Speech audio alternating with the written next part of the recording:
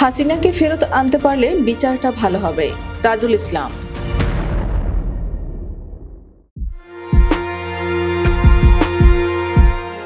Chief prosecutor Mohammad Tajul Islam বলেন, মানবতা বিরোধী অপরাধের অভিযোগে গ্রেফতারি পরোয়ানাভুক্ত সাবেক প্রধানমন্ত্রী শেখ হাসিনাকে সরকার যদি ফেরত আনতে পারে তাহলে বিচারটা ভালোভাবে করা সম্ভব হবে।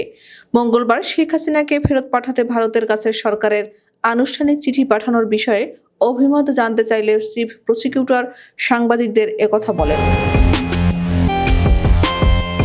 তিনি বলেন, আমাদের রিকোয়েস্টের ভিত্তিতেই রাষ্ট্র এ বিষয়ে ব্যবস্থা নিয়েছে। রাষ্ট্র রাষ্ট্রের কাজ করেছে। তাকে ফেরত পাওয়ার জন্য কূটনৈতিক চ্যানেলে চেষ্টা করা হচ্ছে। সরকার যদি তাকে ফেরত আনতে পারে তাহলে বিচারটা আরো ভালোভাবে করা সম্ভব হবে। এর আগে মানবতা বিরোধী অপরাধের অভিযোগে গ্রেফতারি পরোয়ানাভুক্ত শেখ হাসিনাকে ফেরত পাঠাতে ভারতের কাছে চিঠি পাঠিয়েছে বাংলাদেশ।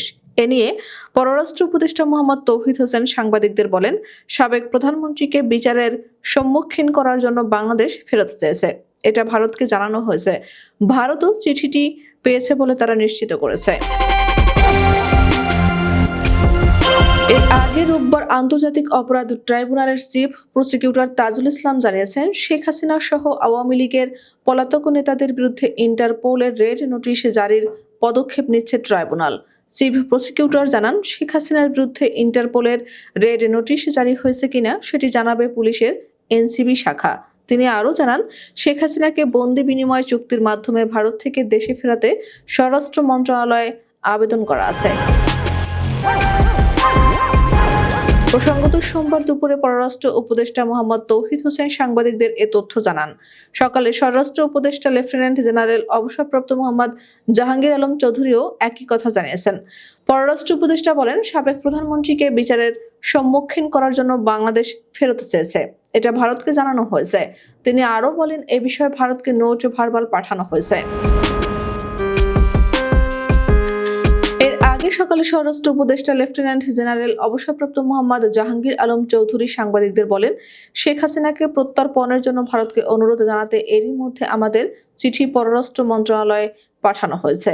এটা প্রক্রিয়াধীন আছে। আমাদের সঙ্গে তাদের একটা এক্সট্রাডিশন চুক্তি আছে। বর্ডার গার্ড বাংলাদেশ সদর দপ্তরে বিজিবি দিবস 2024 উপলক্ষে সাংবাদিকদের প্রশ্নের উত্তরে মন্ত্রী এসব কথা জানান। জুলাই আগস্টের গণহত্যার মামলায় গত 17 অক্টোবর শেখ হাসিনার বিরুদ্ধে গ্রেফতারি পরোয়ানা জারি করেন আন্তর্জাতিক অপরাধ ট্রাইব্যুনাল। এরপর তাকে দেশে ফেরাতে শুরু হয় নানা আইনি পদক্ষেপ। গত 13 নভেম্বর শেখ হাসিনাকে গ্রেফতারে ইন্টারপোলের রেড নোটিশ জারির বিষয়ে পদক্ষেপ নিতে পুলিশের মহাপরিদর্শকের কাছে আবেদন করে প্রসিকিউশন। আইজিপির দফতর যোগাযোগ করে ইন্টারপোলের সঙ্গে। আন্তর্জাতিক অপরাধ ট্রাইব্যুনালে শেখ হাসিনার বিরুদ্ধে গণ অভ্যুত্থানের সময় হত্যাকাণ্ড, গত 16 বছরে গুম, ক্রসফায়ার, পিলখানা হত্যাকাণ্ড এবং মতিঝিলের শাপলা চত্বরে হেফাজতে ইসলামের সমাবেশে হত্যাকাণ্ড মোটা দাগে এই কয়টি মানবতা বিরোধী অপরাধের অভিযোগ এসেছে।